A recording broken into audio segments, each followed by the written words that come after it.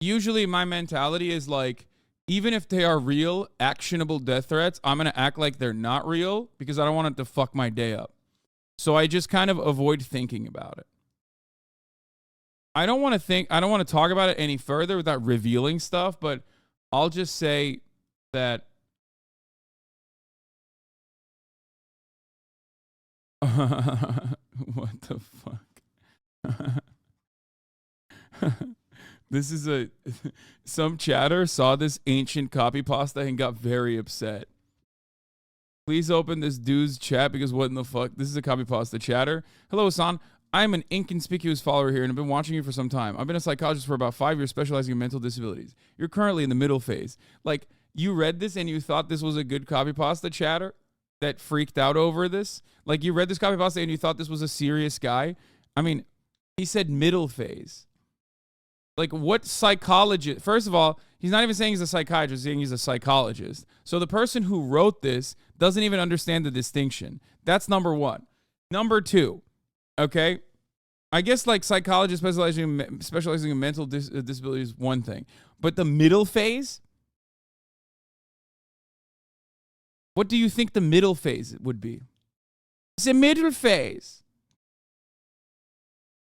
I'm a psychologist and you're in the middle phase.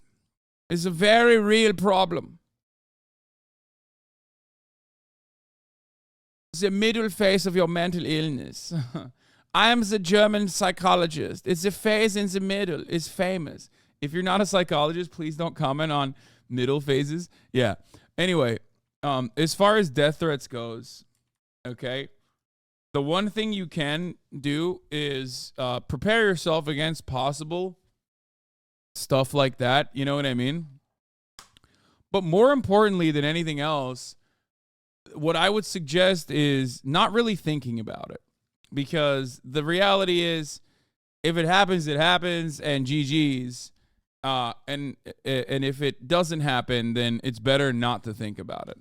That's my unironic advice for death threats as someone who is a recipient of many every single day. That's my real, very real advice. Now, obviously, unlike you, I'm not a mental health professional. So maybe this advice isn't good. Maybe it's not sound. I don't know. But for me, in particular, that's what I do. I don't think about it. I don't talk about it. I usually just don't have it in my mind at any given point because I don't want to bring the vibes down. You know what I mean? I don't want to bring the vibes down. I like the vibes when I'm not thinking about it. And if I were to be thinking about it regularly, I wouldn't like the vibes at all.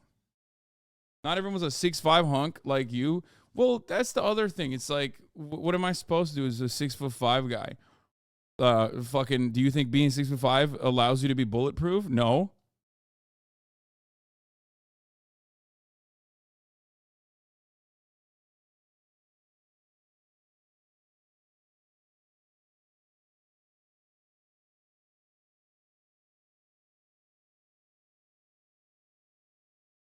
Anyway, typical unmedicated middle phaser waving a firearm like a maniac. Yeah.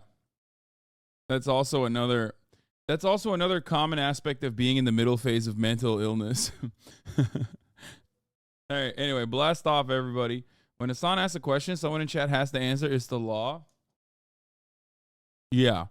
Well, or more so, when I say something, at least half of chat has to be contentious, even if they have been a ride or die supporter of that same principle in perpetuity. Like, you could have like, I don't know, Jets fans in here. And I'd say something nice about the Jets and they'd turn on their own team. And they'd be like, you're actually so wrong about the Jets. Jets is, they're awful. You should have done an East German RP.